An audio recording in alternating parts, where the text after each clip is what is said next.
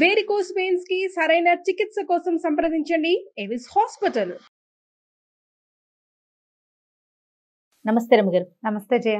రమగారు, ఏదైనా కొత్త సిరీస్ ని స్టార్ట్ చేద్దామా? ఒక చిన్న నావెల్ చెప్తా. ఓకే. యాక్చువల్గా ఇది బొమ్మరిల్లులో వచ్చి ఉంటాయి సిరీస్. బొమ్మరిల్లులో వచ్చిన సీరియల్ అయి ఉంటుంది అనుకుంటున్నా. స్క్రిప్ట్లో దొరికింది నాకు. 1980లో ప్రింట్ అయిందట. రూపాయి పావలాట అప్పుడు ఈ పుస్తకం. 80లో ప్రింట్ అయింది. కథ బాగుంది, చక్కగా ఇంట్రెస్టింగ్గా ఉంది. విజయ చంద్రిక కథ పేరేనా? కథ పేరే. విజయ చంద్రిక ఒక అమ్మాయి అనమాట. ఆ అమ్మాయి తాలూకు తెలివితేటల మీద కథ. పూర్వం మధురానగరం. ఈ మధురానగరంలో ఒక ముసలివాడు దానికి ఈశాన్యంగా ఉన్న అడవికి పుల్లలు తెచ్చుకోవడానికి వెళ్ళాడు. కట్టపుల్లలు తెచ్చుకోవడానికి వెళ్ళాడు. పుల్లలు తెచ్చి ఏం చేసేవాడంటే అమ్ముకునేవాడు.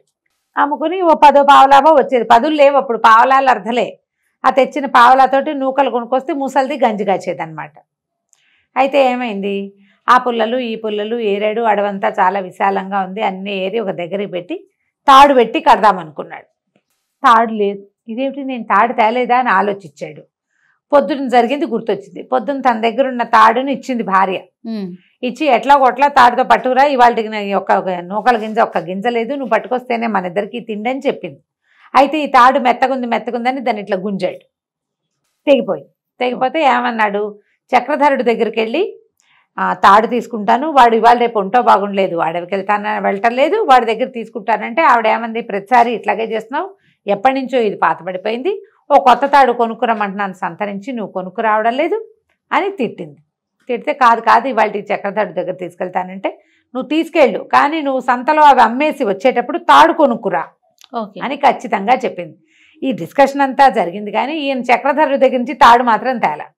ఇప్పుడు ఏం చేయాలి, ఈ పుల్లలు ఇన్ని పుల్లలు చేర్చాడు, పెద్ద మోపు.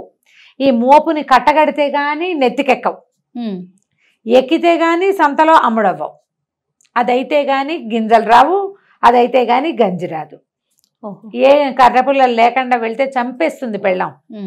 పొద్దునే ఒకటి మెట్టింది నెత్తి మీద. ఇప్పుడు ఏం చేయాలి ఆలోచించాడు. ఏదైనా తాడు, ఇంత అడవి కదా, ఓ తీగో ఒకటి ఏదైనా దొరకపోతుందా అని చెప్పేసి ఏం చేశాడు, అటా వెతుకుతుంటూ ఏదో ఇంత బారుగా ఒకటి కనపడింది. మామూలుగా అడవి తీగలు అవి ఉంటాయి కదా, ఒక్క రవ్వ కను చీకటి పడుతోంది. బాగా చీకటి అయిపోలేదు, కొంచెం అడవిలో 4:30-5 గంటలకి చీకటి పడ్డట్టు ఉంటుంది. ఒక బారాటిది కనపడింది. ఒక బాగా 3 మూరల దాకా ఉంది, 2.5-3 మూరలు సరిపోతుంది. అది పోయి దాని దగ్గరికి వెళ్ళి చూశాడు. చూస్తే అది తీరా తాడు కాదు, ఒక చచ్చిన పాము. పాము చచ్చిపోయింది. అయ్యో ఏం చేయను, ఆ పాముతో ఇట్లా కడతావు. అయినా సరే ఏమనిపించింది, ఇంక ఏది దొరకల. పుల్లలు తీసుకెళ్ళిపోతే పెళ్ళాన్ని చంపేస్తుంది, ఆ తాడుతో చచ్చిపోయింది కదా, ఆ పాముతోటే కట్టేద్దామని ఆ పాముని ఇట్లా చేత్తపుచ్చుకున్నాడు. చచ్చిన పాముని ఇట్లా పట్టుకోగానే ఒక్క క్షణంలో ఈ చచ్చిపోయిన పాము మాయమైపోయి నీలం రంగులో ధగ మెరుస్తున్న ఒక మణిలాగా మారిపోయింది ఆ పాము. అది చూసుకున్నాడు, ఇదేమిటి తాడు ఇట్లా అయిపోయి, తాడు అనుకుంటే పాము అయింది, పాము అనుకుంటే మణి అయింది. దానికేసి చూస్తున్నాడు, ఏం చేయాలో తోచల. సరే ఇదేదో జరిగిందని పెళ్ళానికి చెబుదాము. ఆ తాడు అట్లా మారిపోవటాన్ని జీర్ణించుకోలేకపోయాడు. ఆ పుల్లలు అక్కడ బారేసి 4 పుల్లలు చేత్తో చంకలో పెట్టుకున్నాడు. నెత్తి మీద చిన్న గుడ్డ ఉంటుంది కదా తల కట్టుకునేది, దాంట్లో 4 పుల్లలు మాత్రం తమ పొయ్యిలోకి పట్టుకుని ఇంటికి నడుచుకుంటూ పోయాడు. పెళ్ళానికి చూపించాడు. ఆవిడ 4 తిట్లు తిట్టింది, కానీ చివరికి ఆ మణిని చూసి ఆశ్చర్యపోయింది. నాగమణి అనమాట ఇది. నాగు అది ఎట్లా ఉందంటే నల్లటిది, ఇంత పొడుగాటిది. నల్లటి నాగు ఇట్లా మణిగా మారిపోయిందంటే నాగమణి అయ్యి ఉంటుంది అని. సరే దీన్ని ఏం చేద్దామని ఆలోచించుకున్నారు. ఆలోచిస్తే ఇతను అన్నాడు, వ్యాపారి దగ్గరికి వెళ్ళి అమ్ముతాము, సెట్టిగారి దగ్గరికి వెళ్ళి అమ్మేద్దామన్నాడు. నీ బొంద, సెట్టిగారి దగ్గరికి వెళ్తే 4 నాణేలు ఇస్తారు, నీకేమొస్తుంది. అట్లా కాదు, రాజు కప్పచెప్పాలి దీన్ని, ఆయన కొంచెం ఎక్కువ ఇస్తాడని. సరే రాజుగారి దగ్గరికి వెళ్దాం అనుకున్నాడు. ఆ మణిని చేత్తో పుచ్చుకున్నాడు. ఒక చిన్న గుడ్డలో మూట కట్టుకుని రాజుగారింటికి ప్రయాణం అయ్యాడు. మర్నాడు పొద్దున రాజుగారింటికి వెళ్ళాడు. రాజుగారు ఆ మణిని చూసి చాలా సంతోషించి ఇతను మోయగలిగినంత బంగారాన్ని ఇవ్వమని చెప్పాడు.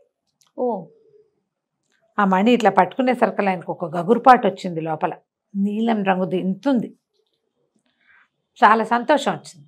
సంతోషంతో ఎంత మోయగలిగితే అంత బంగారం ఇవ్వమన్నారు. ఓ పెద్ద మూట నిండా, రోజు కట్టెల మోపులు మోసే అలవాటు ఉంది కదా, మోయగలిగేంత మూట కట్టుకుని సంతోషంగా ముసలివాడు వెళ్ళిపోయాడు.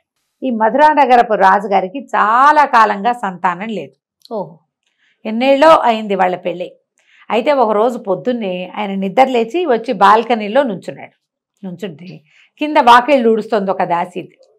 ఊడుస్తూ అట్లా పైకి చూసి గబుక్కుని ఇట్లా మొహానికి చెయ్యడ్డం పెట్టుకుని ఏంటంటే ఏమనుకుంది, పిల్ల పాప లేదు, గొడ్డుమూతవాడు, ఈయన చూస్తే ఇవాళ రోజంతా పాడవుతుందని. రాజైనా సరే అట్లాగే ఉంటుంది మరి. రాజుకి కలుక్కుమంది. నేను వేసే రొట్టె ముక్కలతో బతికే దాసీదానికి కూడా నేను లోకువైపోయాను. చీచీ, నేను ఇక్కడ ఉండకూడదు, ఏ అడవులకో పోవాలనుకున్నాడు. తన బతుకు మీద తనకే విరక్తి వచ్చింది ఆయనకి. ఎన్ని వైద్యాలు చేసినా సంతానం కలగల ఆయనకి. ఎన్ని యజ్ఞాలు చేశాడో, ఎన్ని రకాల మందులు మింగించారో రాణిగారితో, ఏం కలగల, ఏమీ అవల. సరే అక్కడి నుంచి వెళ్ళి భార్యకి చెప్పాడు, అమ్మ నేను అడవికి వెళ్ళిపోతున్నాను అనేసరికల్లా ఆవిడ కళ్ళ నీళ్ళు పెట్టుకుంది. నేను కూడా వస్తానంటే, నువ్వు ఎండకన్నారుగానే సుకుమారివి, నువ్వేం వస్తావమ్మా అడవికి, వద్దంటే అది కాదండి, మగవారు మీరే దాసీది తల తిప్పుకుందనే మీకు సిగ్గుగా చిన్నతనంగా ఉంటే, ఆడదాన్ని ఏ ఫంక్షన్కి వెళ్ళినా, మన ఇంటికి ఎవరైనా వచ్చినా, నేనే మన ఇంటికి ఎవరింటికైనా వెళ్ళినా ఇక్కడి నుంచి నాకు ఏ అగ్రతాంబూలము ఇవ్వరు, నాకు బిడ్డ పాప లేరు కాబట్టి, గొడ్డుమొద్దానని నన్ను అనకుండా అంటూనే ఉన్నారు. రాణిని కాబట్టి పైకంటలేదు, కానీ అడుగడుగున ఏ వస్తువు తొలిగా నా చేతిలో పెట్టరు, ఏ పిల్లవాడిని నన్ను ఎత్తుకొనివ్వరు. ఎందుకు నేను మాత్రం ఇక్కడ ఉండటం, మొగుడిని కూడా పొట్టన పెట్టుకుంది గొడ్డుమొద్దని అంటారు, నన్ను తీసుకుపోండి నన్ను కూడా. అక్కడి నుంచి భార్య భర్త ఇద్దరు కలిసి అడవికి వెళ్ళిపోయారు. వెళ్ళిపోయాక ఆ అడవిలో ఒక మహాముని ఒక ఆయన ఉన్నాడు. ఆ మునికి ఇంతకుముందు ఈ రాజుగారితోటి చంద్రప్రభో ఏదో ఆయన పేరు పరిచయం ఉంది. ఆయన ఆశ్చర్యపోయాడు, ఇంత చిన్న వయసులో మీరు ఇలాగ రావటం ఏమిటి, దీన్ని ఏమంటారు, వానప్రస్థాశ్రమం. అడవికి వచ్చేసేది ఎప్పుడు వస్తారు, ఇల్లు వాకిలి వదిలిపెట్టేసి వృద్ధులైపోయాక పిల్లలకి రాజ్యం అంతా అప్పచెప్పిన తర్వాత వానప్రస్థాశ్రమంలో తపస్సు చేసుకోవడానికి వస్తారు. ఈ వైరాగ్యం ఏమిటయ్యా, ఇంకా చిన్నవాళ్ళు మీరు అనేసరికి ఆయన చాలా దుఃఖపడ్డాడు. రాజు, ఏం చేయము మునివర్య, మాకు సంతానం కలగలేదు, ప్రజలకి మా మా మా ఇది అంటే మా పరిస్థితి ప్రజలకు నచ్చటం లేదు, వాళ్ళు మా మొహం చూడకుండా అవుతున్నారు, చాలా అవమానకరంగా ఉంటుంది పరిస్థితి, సంతానం లేదు, రాజ్యానికి ఉత్తరాధికారి లేడు, మా పితరులకి నీళ్ళు వదిలే దిక్కు లేదు, తపస్సు అయినా చేసుకుందామని మేము వచ్చేసామంటే ముని అన్నాడు, కాదు కాదు, మీకు సంతానం ఉంది, మీకు ఒక పిల్లవాడు కలుగుతాడు, నా మాట విని వెళ్ళిపోండి, మీకు ఒక పిల్లవాడు లభిస్తాడు అని చెప్పాడు. వీళ్ళిద్దరూ వెనక్కి వచ్చేసారు. ఆ వెనక్కి వచ్చేసిన రాజుగారు ఇప్పుడు ఈ ముసలాయనకి ఇంత బంగారం ఇచ్చాడు. ఆ మణిని పట్టుకెళ్ళి భార్య చేతిలో పెట్టాడు. ఎప్పుడైతే ఈ భార్య చేతిలో మణి పెట్టాడో, అబ్బా ఎంత బాగుంది అన్నది క్షణంలో అది పిల్లాడిగా మారిపోయింది. ఆ మణి ఓహో, చచ్చిన పాము మణిగా మారి మణి పిల్లాడిగా మారిపోయింది. తెల్లగా మిసమిసలాడుతూ ఉన్న ఇంత బిడ్డ.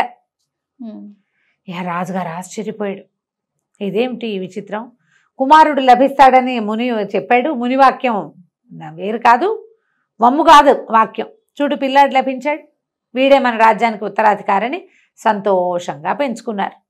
ఆ పిల్లాడికి మణివల్లభుడు అని పేరు పెట్టారు.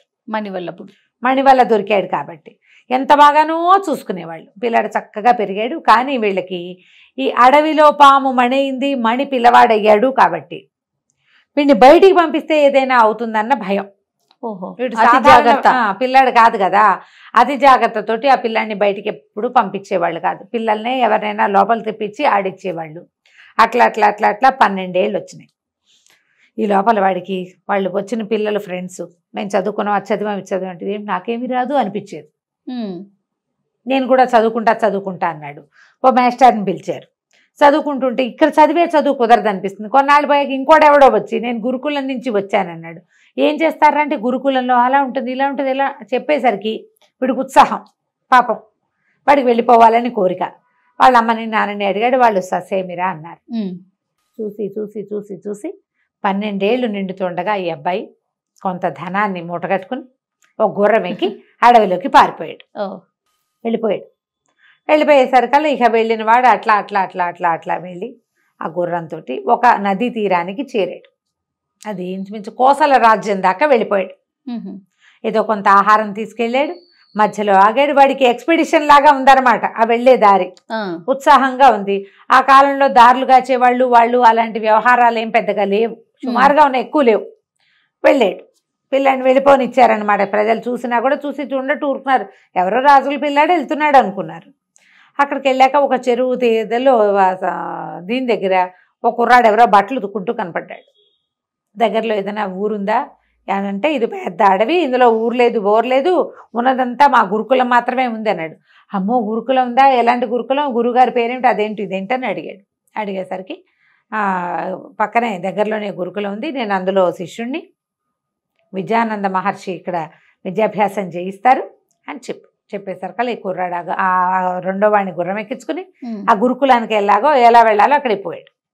పోయి ఆయనకి దండం పెడితే ఆయనేమో నోట్ల నుంచి నురుగులు కక్కుతున్న గుర్రము, అది ఎప్పటి నుంచో ప్రయాణం చేస్తుంది, చక్కగా 12 ఏళ్ల పిల్లాడు, మంచి రాజుగారి అబ్బాయిలాగా బట్టలు గిట్టలు కనపడుతున్నాయి. ఎవరు ఏమిటి అంటే, నాకు విద్యాభ్యాసానికి మా ఊళ్ళో కుదరలేదు, మా తల్లిదండ్రులకి భయము, వాళ్ళు పంపలేదు, నా అంతటి నేనే వచ్చానని చెప్తాడు. కానీ ఫలానా రాజ్యము అన్నమాట అబ్బాయి చెప్పడు. సరేలే, విద్యార్థిగా వచ్చిన వాడు వాడంతట వాడొచ్చినా అమ్మా నాన్న తీసుకొచ్చినా సమానమే. అక్కడి నుంచి పిల్లాడిని అట్టు పెట్టుకున్నారు. అయితే ఆ కాలంలోనే కోసల రాజకుమార్తె విజయచంద్రిక కూడా విద్యాభ్యాసానికి వచ్చింది. కొంచెం చిన్నది, కానీ ఆ అమ్మాయి ముందు నుంచి ఉంది, ముందు కొంత చదువుకుని వెళ్ళి మళ్ళీ వచ్చేసింది. ఇతనికంటే కొంచెం చిన్నపిల్ల. ఇతనితోటి ఫ్రెండ్షిప్ చేసింది. వీళ్ళిద్దరూ కలిసి బాగా మాట్లాడుకునేవాళ్ళు, కలిసే కత్తి పట్టటాలు అవి నేర్చుకున్నారు. బాగా అలవాటైంది. ఇతనికి క్రమంగా పెద్దవాడు అవుతున్న కొందికి సొంత ఇంటికి వెళ్ళాలన్న భావన లేదు. 10 సంవత్సరాలు గడిచినాయి. అబ్బా. ఈ అబ్బాయికి 22 ఏళ్ళు వచ్చినాయి, ఆ విజయచంద్రికి 20 ఏళ్ళు వచ్చినాయి. విద్యాభ్యాసం మొత్తం పూర్తయ్యాక కోసలరాజు గారు వచ్చాడు. వచ్చి కూతురుని తీసుకెళ్ళటానికి వచ్చి ఇతనితో ఎప్పుడు వచ్చినప్పుడల్లా ఆయన మాట్లాడేవాడు, కూతురుని చూడడానికి వచ్చేవాడు. ఆ పాఠశాలలో ఉన్న చాలా మంది పిల్లల తల్లిదండ్రులు వచ్చి చూసేవాళ్ళు. ఇతని కోసం ఎవరు వచ్చేవాళ్ళు కాదు. అప్పుడప్పుడు అనిపించేది, ఏమిటి వీళ్ళు నా కోసం వెతకలేదా, వాళ్ళు వెతకకుండా నన్ను ఎలా వదిలేశారు అని ఆశ్చర్యంగా ఉండేది. అయితే ఆయన ఏమన్నాడు, ఆ కోసలరాజు వచ్చి, అబ్బాయి విద్యాభ్యాసం అయిపోయింది కదా, మరి నువ్వు వస్తావా మాతోటి, మీ నాన్నగారు వాళ్ళ దగ్గరికి వెళ్తావా, లేదా అంతఃపురానికి వచ్చేసేయి మాతో పాటు అని అడిగాడు. అడిగేసరికి అలా ఆయనకి ఏమనిపించింది, వీడికి 10 ఏళ్ళు అయినా వాళ్ళు అసలు కనీసం వెతుకుతూ ఎవడైనా రావాలి కదా, ఈ 10 ఏళ్ళ నుంచి ఎవరైనా వస్తారేమోనని ఎదురు చూస్తూనే ఉన్నాడు. ఎవ్వరూ వదిలేశారు వాళ్ళు. అలా అనిపించింది అతనికి. ఎందుకు, వీళ్ళతో వెళ్తే సరిపోతుంది అని చెప్పేసి విజయచంద్రికతో కలిసి అక్కడికి వెళ్ళిపోయాడు కోసల రాజ్యానికి. ఇక వాళ్ళతోటి కలిసి కొంతకాలం ఉన్నాడు. మెల్లిగా ఇద్దరు ఏంటంటే మొదటంతా చిన్నప్పుడు స్నేహం, క్రమంగా ప్రేమలో పడ్డారు, పెళ్లి చేసుకుందాం అనుకున్నారు. అయితే మీ అమ్మ నాన్న ఎవరో చెప్పు, మా నాన్న వెళ్ళి మాట్లాడతాడు అంటుంది. ఇతనికి అసలు వాళ్ళ రాజ్యం పేరెత్తటం కూడా ఇష్టం లేదు. అక్కడ పరిస్థితులు ఏంటో కూడా తెలియదు. ఇప్పుడు చెప్తే వెళ్ళాక అక్కడ ఏమవుతుందో అంటే, అమ్మాయి ఏమంది, మరి వెళ్ళి కనుక్కునిరా పరిస్థితులు అంటే, సరే వెళ్తానన్నాక అమ్మాయికి ఏమనిపించింది అంటే, వీడిని వదిలేస్తే చేయి దాటిపోతాడేమో అని అనిపించింది. అందుకని నేను వస్తాను పద, ఇద్దరం కలిసే వెళ్దాం, మీ రాజ్యంలో పరిస్థితులు ఏమిటో చూసుకుందాం, మీ అమ్మా నాన్న సంగతి ఏమిటో చూసుకుందాం, అక్కడ ఓకే అయిన తర్వాత మా నాన్నకి చెప్పి ఇద్దరం పెళ్లి చేసుకుందామని ఇద్దరు కలిసి బయలుదేరారు. 2 రోజుల ప్రయాణం తర్వాత అమ్మాయికి ఏమనిపించిందంటే, ఇలా అవివాహితులుగా వెళ్ళకూడదు, వాళ్ళ అమ్మాయి లేచి వచ్చిందంటారు, అందుకని మనం ఇక్కడ ఎక్కడైనా పెళ్లి చేసేసుకుందామని బండి ఒప్పించి పెళ్లి చేసేసుకుందాం, భార్యాభర్త. కాకపోతే వీళ్ళు ఏమనుకున్నారు, ఇలా అడవుల్లో ప్రయాణం చేసేటప్పుడు ఇలా ఆడవాళ్ళ బట్టలతో వెళ్ళకూడదు, నా బట్టలు నువ్వు కూడా మనం వేసుకో, ఇద్దరం కలిసి అన్నదమ్ముల్లాగా కనపడతాం. వీళ్ళిద్దరికి ఏంటంటే దగ్గర పోలికలు ఉంటాయి. ఆ సదాటగా చూస్తే అతనే అమ్మాయి అనుకునే ప్రమాదం ఉంది. స్త్రీ బట్టల్లో ఉంటే కనపడదు, మగవాళ్ళ దుస్తులు వేసుకుంటే వాళ్ళిద్దరు ఒడ్డు పొడుగు ఒకేలాగా కనపడతారు. ఈ మగవాళ్ళ బట్టలు వేసుకుంది విజయచంద్రిక. ఆ విజయచంద్రిక ఈ మణివల్లభుడు ఇద్దరు కలిసి వాళ్ళ గుర్రాలు వేసుకుని రాజ్యానికి బయలుదేరారు. మధ్యలో ప్రపంచాన్ని తెలుసుకుంటూ చూసుకుంటూ అడవుల్లో తిరుగుతూ మెల్లిగా ఒక దారి పట్టారు. రాజకుమారుడు రాజకుమార్తె ఎవరెవరు, మణివల్లభుడు విజయచంద్రిక. విజయచంద్ర చూసావా, ఇద్దరు కలిసి బయలుదేరారు, పెళ్లి చేసేసుకున్నారు. భార్యాభర్తలుగా వెళ్ళాలనుకున్నారు. సరే, ఇక ప్రయాణం చేయగా దూరంగా ఏదో ఒక గుడిసె లాంటిది కనపడుతోంది, ఒక పాక, కొంచెం పెద్దదే. తీరా చూస్తే అక్కడికి వెళ్తే ఒక ముసలం ఉంది. అక్కడ ముసలం ఉంటే, మా కాసిన మంచినీళ్ళు ఇస్తావా అంటే, నాయన ఇంత నిర్జనంగా ఉన్న అడవిలోకి ఎందుకు వచ్చారు, ఎలా వచ్చారు, ఏమిటి అది అని అడిగారు. అడిగితే సరే ఏదో చెప్పుకున్నారు, మేము ఇలా వచ్చాం అలా వచ్చాం అని చెప్పారు. చెప్తే సరే మంచినీళ్ళు కావాలంటే ముసలమ్మంది, బాబు ఒకే ఒక్క కొండ ఉంది మంచినీళ్ళు, ఇందాక పిల్లి పైనుంచి దూకి కొండను పడదోసింది, నేను పోయి మంచినీళ్ళు తెస్తాను నాయన, పక్కనే ఏరుందని కొండ పుచ్చుకొని వెళ్ళింది బయటికి. వెళ్ళింది. ఇతను ఆ బయటకు వచ్చి ఆవిడ ఏరు వైపు ఎటువైపు వెళ్ళిందో చూసి మళ్ళీ లోపలికి తిరిగేసరికి ఈ విజయచంద్రిక చాలా అలసటగా ఉందని అక్కడ నులక మంచం మీద పడుకుంది. ఆ మంచం పక్కన ఒక అమ్మాయి కనిపించింది ఇతనికి. ఆ ఇంట్లో ఎవరు లేరు. ఆవిడ చెప్పడం, నేను ఒక్కదాన్నే ఉన్నాను నాయన అని చెప్పింది. మా ఆయన వేటకెళ్ళాడు, నేను ఒక్కదానే, నువ్వు ఒక్కతే ఉంటే ఈ అమ్మాయి ఎక్కడి నుంచి వచ్చింది? ఇతను ఏం చేశాడు, పెళ్ళాన్ని ఏదో చేసేస్తుంది అనుకుని కత్తి దూశాడు. దూసేసరికి ఆ అమ్మాయి కంగారు పడి, బాబు కత్తి దూయొద్దండి, ఈ ముసలిది మంచిది కాదు, ఈవిడికి 7 కొడుకులు ఉన్నారు, గజ దొంగలు వాళ్ళు కాస్త వచ్చారంటే మిమ్మల్ని ఇద్దరిని చంపేస్తారు, మీ దగ్గర ఉన్నది నగ నట్ర అన్నీ దోచుకుంటారు, మిమ్మల్ని ఇక్కడ ఉంచడానికే ఆవిడ ఈ నీళ్లు కుదరవు, అక్కడి నుంచి నీళ్లు పట్టుకొస్తుంది, వచ్చేటప్పుడు ఒక చెట్టాకులు వేసి అందులో పడేసి తీసుకొస్తుంది, మీ సంగతి తేల్చేస్తుంది అని చెప్పింది. చెప్పేశారు కల్లా ఏం చేశాడు, అమ్మాయిని గబగబా లేపేశాడు. సరే థ్యాంక్స్ చెప్పాడు. అమ్మాయి లోపల గదిలోకి వెళ్ళిపోయింది. నువ్వు ఎక్కడి నుంచి వచ్చావమ్మా అన్నాడు. నన్ను కూడా ఇలాగే ఎత్తుకొచ్చారండి, పెద్ద కొడుకు బలవంతంగా పెళ్లి చేసింది, చచ్చినట్టు ఉంటున్నాను, వీళ్ళు దుర్మార్గులు, వాళ్ళేమో ఒట్టి మహా కఠార వాళ్ళు మంచివాళ్ళు కాదు, మగవాళ్ళు అనేసరికల్లా పెళ్ళాన్ని తీసుకుని బయలుదేరాడు. ముసలమ్మాయి లబలబలాడిపోయింది, ఉండండి ఉండండి ఉండండి అని ఎంత బతిమలాడినా ఆగల. ఇంకా మీ కోడలు చెప్పింది అలాంటివి చెప్పాలా, మళ్ళీ ఆ అమ్మాయికి కూడా ప్రమాదమే కదా. కాదు మేము వెళ్ళిపోవాల్సింది, మాకు మంచినీళ్ళు వద్దు, మేము బయటే తాగుతాం, వెళ్ళిపోవాలి అర్జెంటుగానని బయటకు వచ్చేసాడు. వచ్చేస్తే ఆవిడ వెంబడబడింది కానీ దొరకల. ఇతను ఓ పక్కకి ఏం చేశాడు, అటువైపు దక్షిణం వైపుకు వెళ్ళండి అని చెప్పింది కానీ ఇతను దక్షిణం వైపుకు వెళ్ళకుండా ఇంకో దిక్కుకి దారి తీశాడు. ఆవిడ చెప్పిన దిక్కు వైపుకి ఇప్పుడు అట్నుంచే వాళ్ళు వస్తున్నారేమో. ఒకవేళ ఈ ముసలిది కూడా ఎందుకు వెళ్ళింది, ఇక్కడ ఏదో డబ్బు వచ్చే అవకాశం ఉందని వాళ్ళకి వార్తలు పంపడానికి వెళ్ళుండొచ్చు మేబీ, అందుకని రెండో దారి పెట్టాడు. భార్య తను ఇద్దరు కలిసి నడవటం మొదలుపెట్టారు. ఏమైందంటే వాళ్ళ గుర్రాలు అవి జారిపోయినాయి వాళ్ళ దగ్గర నుంచి, కానీ డబ్బులు ఇవి ఉన్నాయి వాళ్ళ దగ్గర, ధనం ఉంది, నడిచి వెళ్తున్నారనమాట. ఈ ఇంతలో ఏమైంది, ఈ ముసలమ్మ మొగుడు పిల్లలు వచ్చేసారు ఇంటికి. వచ్చేసారు కల్లా బంగారు చిలకలు లాంటి వాళ్ళు ఇద్దరు ఎగిరిపోయారు. కాస్త ముందు వస్తే ఏం పోయేది, ఇంత లేటుగా వచ్చారు అని గోల పెట్టి పంపించి వీళ్ళు వెనకాల పడ్డారు. వీళ్ళిద్దరూ ఎన్ని విధాలు పరిగెత్తారు, ఎంత పరిగెడతారు. అమ్మాయి కొంచెం ఏంటంటే దానికి యుద్ధ విద్యలు వచ్చినా ఆడపిల్లలకి కొంచెం సుకుమారం ఉంటుంది ఎంతో కొంత, యుద్ధ విద్యలు వచ్చిన అమ్మాయే. అక్కడి నుంచి ఏమన్నాడు, చెట్టెక్కిచ్చాడు, నువ్వు ఇక్కడే ఉండు, వాళ్ళందరి సంగతి నేను చూస్తానంటే నేను మాత్రం చూడనా అని కత్తి తీసింది. ఇద్దరు కలిసి చెడామడా వాడు నలుగురిని అబ్బాయి నరికాడు, ముగ్గురిని అమ్మాయి నరికేసింది. ముసలాడు కాళ్ళు పట్టుకున్నాడు. ఆ ముసలమ్మ భర్త, బాబు వదిలేసే, పిల్లల కోసమే కదా ఇంత కష్టపడతాం మేము, పిల్లల్ని కాస్త చంపేశావు, ముసలిది ఒక్కతే అయిపోతుంది, కోడలు కూడా ఉంది, మమ్మల్ని వదిలే అంటే వదిలేశారు. వదిలేసేసి ఈ మగవాళ్ళ దుస్తులు ధరించి బయలుదేరారు. వెళ్ళగా అవంతి నగరానికి చేరారు వీళ్ళు. ఓ నగరానికి చేరాక ఏమైంది, సరే ఏమన్నాడు, మనం ఓ పని చేద్దాం, కొద్ది రోజులు ఇక్కడ ఉందాం, కొంచెం ఆహారం వండుకొని తినడానికి సామాన్లు పట్టుకొస్తానని ఆ అమ్మాయిని ఒక చోట పెట్టి వీడు పట్టణంలోకి వెళ్ళాడు. వెళ్తే బజార్లో అందరూ ఏదో కొంచెం వేషధారణ కొత్త ఊరు వాళ్ళు తెలుస్తూ ఉంటారు కదా, అన్ని కొట్లల్లోనూ సరుకులు రేట్లు అన్నీ కొనుక్కుని మొత్తం ఒక బండి తీసుకుని మొత్తం వేసుకెళ్తానని చెప్పాడు. ముందుకెళ్ళేసరికల్లా ఒక చోట ఒక అందమైన అమ్మాయి ఉంది ఒక కొట్లో. తర్వాత అమ్మాయి దగ్గర ఏంటంటే రకరకాల పదార్థాలు తాగడానికి షర్బత్తులు అవి ఉన్నాయి. సరే అందమైన అమ్మాయి, కొంచెం మనసు వీడి భార్య అందమైందే కానీ ఆ వయసు పిల్లలకి ఏముంది, కాస్త అందంగా కనపడితే చూస్తారు కదా. చూసేసరికల్లా ఆవిడేమంది, సరే నేను నీకు తాగడానికి ఏమైనా ఇస్తే, తాంబూలాలు కడుతుంది అనమాట, కిళ్ళీలు కట్టే కొట్టది. ఓహో, కిళ్ళీలు నాకు కూడా ఒక తాంబూలం ఇస్తావా అని అడిగాడు. అడిగేసరికల్లా ఓ ఎందుకు ఇవ్వను, తాంబూలానికి ముందు మంచినీళ్ళు తాగాలి, నీళ్లు తాగిన తర్వాత తాంబూలం వేసుకుంటే మహా బాగుంటుందని కూజాల నుంచి నీళ్లు ఇచ్చింది. ఓ గుక్క వేస్తుంటేనే ఇతనికి ఏదో అయిపోతున్నట్టు అనిపించింది. 3 గుక్కలు వేసి అన్ని మంచినీళ్ళు ఒక గ్లాసెడ్ నీళ్లు తాగేసరికల్లా శరీరం అంతా కుంచించిపోయి మేకలాగా మారిపోయాడు. ఆ కొట్టు బయట 2-3 మేకలు కట్టేసినాయి, వీణి కూడా అక్కడ కట్టేసింది. అదొక మంత్రగత్తి అనమాట. ఓహో, ఎంతసేపు అయినా ఈ భర్త తిరిగి రాలే. విజయచంద్రికి ఆశ్చర్యంగా, ఎందుకు రాడు ఇంతసేపు అయితే, ఏమిటో చూద్దామని. ఈ అమ్మాయి కూడా మగబట్టల్లోనే ఉంది కదా, మళ్ళీ దీంట్లోకి వచ్చింది, మార్కెట్లోకి వచ్చేసరికల్లా అతను మొదట చూసి వెళ్ళిన కొట్ల వాళ్ళంతా, బాబు చాలాసేపు అయింది, ఇంకా మార్కెట్లోనే ఉన్నారా, సామాన్లు సరుకులు పట్టించుకెళ్ళటం లేదు ఏంటండి అని అడుగుతున్నారు. సేమ్ ఒకేలాగా ఉంటారు, ఒకలాగా ఉన్నారు కదా. ఈ అమ్మాయి ఓహో వీళ్ళందరి కొట్లకి వీడు వచ్చాడు అనమాట.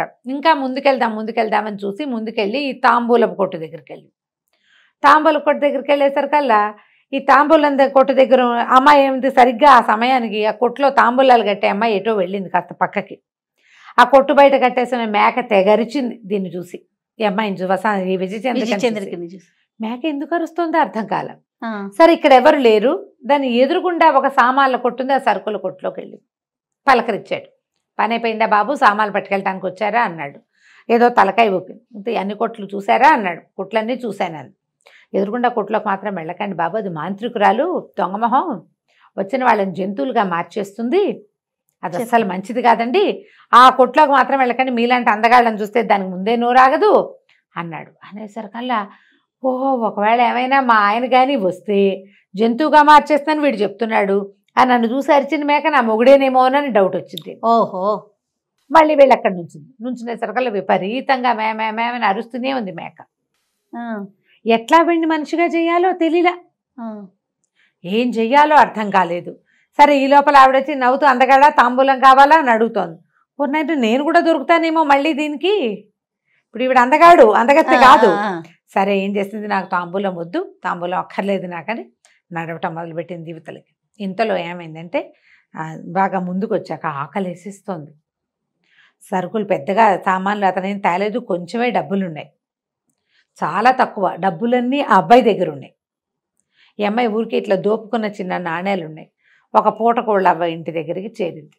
చేరేసరికల్లా ఆవిడ బోల్డన్ని పిండి వంటలు పెట్టుకొని చేస్తోంది. తెగ ఏడుస్తోంది. ఏడ్చేస్తుంటే ఏమడిగింది, ఎందుకబ్బా అట్లా ఏడుస్తావు, ఏమైనా కష్టం వచ్చిందా, అంత కష్టం వచ్చిందా అని మీ పిండి వంటలు పప్పలు వండుకుంటావు ఎందుకు, దీనికి దానికి మ్యాచింగ్ కుదరటలేదు కదా అడిగేసరికల్లా నాయన బంగారు కొండల్లో ఉన్నావు, ఏ తల్లికి కన్నబెట్టవో, ఇట్లాగే ఉంటాడయ్యా నా కొడుకు కూడా, రేపొద్దున వాడికి చావు వచ్చేస్తుందని ఏడుస్తున్నాను అని. కొడుక్కి చావు వస్తుందంటే పిండొంట్లు వండుకుంటారా ఎవరైనా అంటే, నేనేం చెప్పాను ఆయన, ఈ అవంతిపుర రాజకుమార్తె ఒక ఆవిడుంది చిత్రలేఖ, ఆ చిత్రలేఖ కొన్నాళ్ల క్రితం చాలా అందగత్తె అమ్మాయి, కొన్నాళ్ల క్రితం చెలికత్తెలతో కలిసి అడవికి షికారు వెళ్ళింది. షికారు వెళ్ళిన తర్వాత 10 మంది చెలికత్తెలతో వెళ్ళింది, 10 మంది పోయారు, ఆ అమ్మాయి ఒక్కతే తిరిగి వచ్చింది. ఆ మర్నాటి నుంచి చిత్రలేఖతోటి వివాహం చేస్తామని చిత్రలేఖతో గడిపి ఆమె అడిగిన ప్రశ్నకు సమాధానం చెప్పిన వాడికి చిత్రలేఖ నుంచి పెళ్లి చేస్తామని రాజుగారు టంకేయించాడు. రోజుకొక పెళ్లి కొడుకు చొప్పున వెళ్ళారు. వెళ్ళినవాడు వెళ్ళిపోయినట్టు చచ్చిపోయారు. కొన్ని రోజులు పోయాక ఇక టంకేస్తే ఎవడు రావటం లేదని కుటుంబానికి ఒకడు చొప్పున చిత్రలేఖకి ఆమెతో గడపడానికి ఒక అబ్బాయిని పంపించాలని ఖచ్చితంగా శాసనం చేశారు. ఒక్కో కుటుంబం నుంచి ఒక్కో పిల్లాడి చొప్పున ఎంతమంది మగ పిల్లలు వెళ్ళారు ఇప్పటికీ రావడం వచ్చేది లేదు. చిత్రలేఖ అక్కడే ఉంటుంది. మళ్ళీ తెల్లారేసరికి మళ్ళీ టంకు, మళ్ళీ ఎవరో ఒకళ్ళు మీ ఇంటికి తాకీదులే ఉత్తరం వచ్చేస్తుంది, మీ అబ్బాయిని పంపించాలి అని. అబ్బాయి వెళ్తే ఇక అంతే, మా పిల్లాడు కూడా వెళ్తాడు నాయన, పాపం ఇంకా బతికి రాడు, అందుకని 4 రకాలు తింటాడని చేసి పెడుతున్నాను, చేస్తున్నా, దుఃఖం ఆపుకోలేక ఏడుస్తున్నాను. చిత్రలేఖ ఆడపిల్ల, రాజుగారు అమ్మాయి, అంతఃపుర కన్య. చిత్రలేఖ ఎవరిని మింగేతిస్తుంది, దానితోటైనా ఎవరైనా ఉండాలి, దానిలో అయినా ఎవరైనా ఉండాలి, అంతే.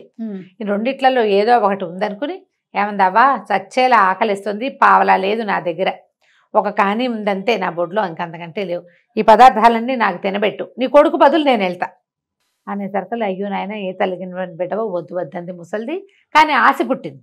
అంతేగా, కొడుకు మరణం తప్పింది కదా. సరే మళ్ళీ వాళ్ళ ఇంటికి ఇప్పట్లో ఛాన్స్ రాదు, ఇది రాదు, కొన్నాళ్ళు బతుకుతాడు కొడుకు. చక్కగా విస్తరేసి స్నానం చేయని ఆయన స్నానం చేయించి శుభ్రంగా పెట్టింది. కడుపు నిండా తినేసి కాళ్ళు జాపు పడుకుని సాయంకాలం అయ్యేసరికల్లా వెళ్ళింది కోటకి. వాళ్ళందరూ ఈ పిల్లని చూసి ఆశ్చర్యపోయారు. మామూలుగా రోజుకో పిల్లాడు అంటే ఎవరో ఎలాగో ఉన్నవాళ్ళు వస్తారు, అందంగా మెరిసిపోయే కుర్రాళ్ళు ఏం ప్రతి ఇంట్లోనూ ఉంటారా, ఉండరు కదా. ఈ కుర్రాన్ని చూసేసరికి వాళ్ళు నిర్ఘాంతపోయారు. నూనెకి మీసాల వాడల్లే ఉన్నాడే, అయ్యో ఎంత పండల్లే ఉన్నాడు, వీడే నిజంగా చిత్రలేఖకి మొగుడైతే బాగుంటుంది, ఇలా చచ్చిపోవడానికి వచ్చాడని రాజభట్లందరూ బిక్కమొహాలు వేసుకున్నారు. రాజుగారి దగ్గర ప్రవేశపెట్టారు. నేను ఈ ఊరు అబ్బాయిని కానండి, ఫలానా పూటకోళ్ళమ్మ కొడుకు బదులు నేను వచ్చానంటే, నువ్వెందుకురా నాయన చచ్చిపోతావు, నీ దారి నువ్వు పోక అంటే, కాదు నేను చూడాల్సిందేనన్నాడు. సరే సాయంకాలం భోజనం పెట్టారు. రాజుగారి ప్రసాదంలో చీకటి పడేసరికల్లా ఈయన్ని తీసుకెళ్ళి చిత్రలేఖ దగ్గరికి పంపారు. ఆ చిత్రలేఖ నిర్ఘాంతపోయింది. ఎంత బాగున్నాడు, మనసు పారేసుకుంది ఆవిడ. ఇంత బాగున్నాడు, చచ్చిపోతాడు కదా, వృధాగా చచ్చిపోతాడు, ఏం చేయాలో తెలియదు.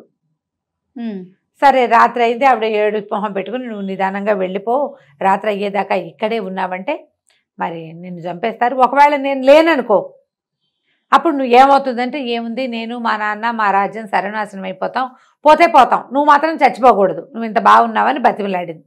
కాదు, ఏం జరుగుతుందో చూస్తాను అనేసరికల్లా సరే అర్ధరాత్రి 11 గంటలు 11:30 గంట కొట్టేసరికల్లా ఈ చిత్రలేఖ వెనకాల నుంచి ఒకడు వచ్చాడు భూతాకారంతో.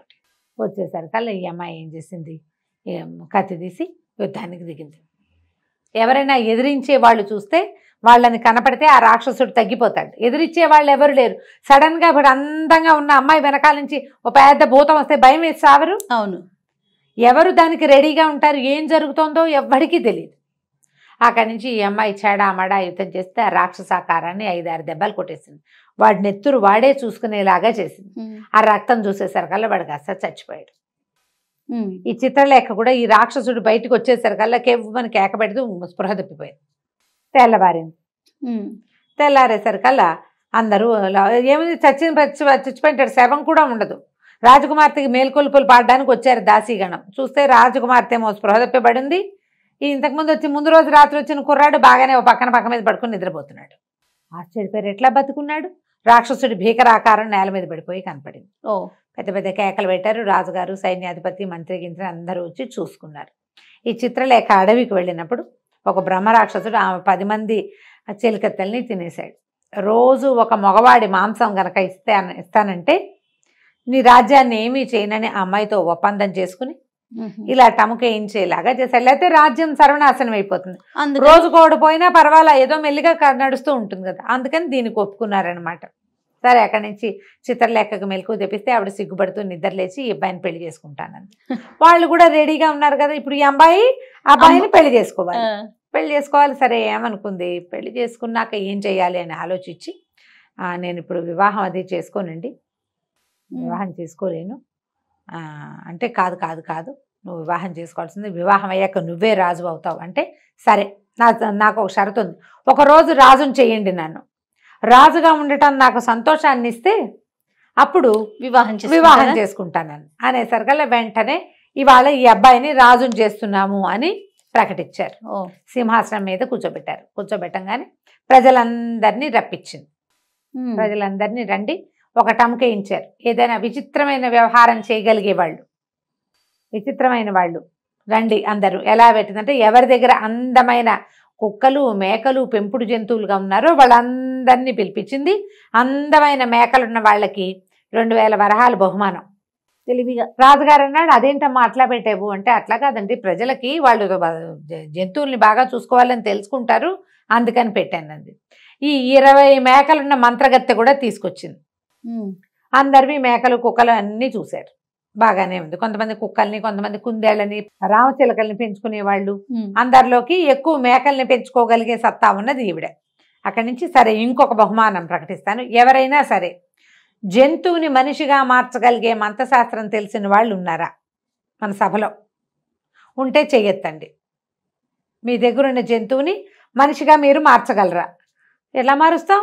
ఏమిటో ఇది దిక్కుమాలవన్నీ అడుగుతున్నాడు రాజకుమారుడని ఎవరి దారిని వాళ్ళు సర్దుకున్నారు. ఈ మేకలావిడకి ఆశ పుట్టింది. ఎంత ఇస్తారు జంతువుకి అని అడిగింది. ఒక్కో జంతువుకి 2000 వరహాలు ఇస్తామన్నారు. ఏం చేయగలవు? నాకు ఇప్పుడే డబ్బులు ఇచ్చేస్తానంటే నేను మార్చగలను, నాకు ఆ మంత్రశక్తి ఉందని. సరే ఇచ్చేస్తాం, మార్చేయమన్నారు. ఈ వెంటనే ఈ మేక, ఈ మంత్రగత్తె ఏం చేసింది, తన సంచిలోంచి ఓ చిన్న ఇంత సీసాడు నీళ్లు తీసి దాన్ని మంత్రించి మేకల మీద చల్లింది. ఒక్కో మేక ఒక్కో అబ్బాయికి చొప్పున మారిపోయి 20 మంది మేకలు 20 మంది అబ్బాయిలు అయిపోయారు. అందులో తనకు భర్తని గుర్తుపట్టింది అమ్మాయి. మణివల్లభుడు ఉన్నాడు అందులో, మేక అయిపోయాడు. కానీ మగవేషంలో ఉంది విజయచంద్రిక. విజయచంద్రిక మగవేషంలో ఉంది. తన మొగుడిని తను గుర్తుపట్టగలదు కదా, రాజుగా ఉంది ఇక్కడ. గుర్తుపట్టేసింది. గుర్తుపట్టేశాక మా బహుమానం అంది మంత్రగత్తె. దగ్గరికి రాగానే మెడ ఎగరగొట్టేసింది కత్తితోటి. హాహాకారాలు చేశారు సభలో. వాళ్ళ స్త్రీని చంపేసిందని. ఇప్పుడు ఆ అమ్మాయి ఎదురుగుండా పక్క కొట్ల వాళ్ళకి తెలుసు ఈ అమ్మాయి మంత్రగత్తె అని. లోకానికి ఏం తెలుస్తుంది, అది అందగత్తెగా కనపడుతోంది. మేకలు పెంచుకునే బంగారు తల్లి అంతే కదా కనపడుతుంది. అప్పుడు ఈ అమ్మాయి ఏం చెప్పిందంటే, ఇది మా మంత్రగత్తె, ఈ పొరుగు రాష్ట్రాల నుంచి మీ దగ్గరికి ఇక్కడ పనుల కోసమో వ్యాపారం కోసమో లేదా తిరగడానికో వచ్చిన వాళ్ళలో అందగాళ్ళని సెలెక్ట్ చేసి వాళ్ళ మీద నీళ్లు చల్లి వాళ్ళని మేకల్ని చేస్తుంది. ఇందులో ఉన్నవాడు ఇగో ఇతను నా భర్త, నేను స్త్రీని, మేమిద్దరం భార్యాభర్తలం అని చెప్పి ప్రజలంతా హాహాకారాలు చేశారు. రాజుగారు అమ్మాయి హతాశులైపోయారు. ఈ అబ్బాయికి ఇచ్చి పెళ్లి చేద్దాం అనుకున్నారు కదా, అదేమో అమ్మాయి అని తేలింది. అక్కడి నుంచి చిత్రలేఖ వల ఏడవటం మొదలుపెట్టింది. అయ్యో, నేను నిన్ను మొదటి చూపులోనే ప్రేమించాను, నువ్వు ఇట్లా ఆడవాదాని అయిపోతే నేనేం చేయాలి, నేను ఎవరిని పెళ్లి చేసుకోవాలి, నేనేం కావాలి అని ఏడ్చేశారు కల్లా ఈవిడ ఏమందంటే, అట్లా కాదు, నువ్వు సరిగ్గా నా భర్తను చూడు, నేను ఆయన వేరేగా ఉన్నామంటే అప్పుడు చూశారు. సరిగ్గా చూస్తే ఆ సింహాసనం మీద కూర్చున్నవాడు, ఈ మేకల మంద మధ్యలో నుంచున్నవాడు ఒకేలా ఉన్నారు. నేను ఆయన రెండో భార్యగా నిన్ను స్వీకరిస్తాడు, మన ఇద్దరం కలిసి ఉందామని చెప్పింది. నువ్వు నాతో ఉండటమే కదా నీకు కావాల్సిందని ఈ రెండో అమ్మాయిని చిత్రలేఖనిచ్చి మణివల్లభుడికి పెళ్లి చేయించింది. బాగుంది.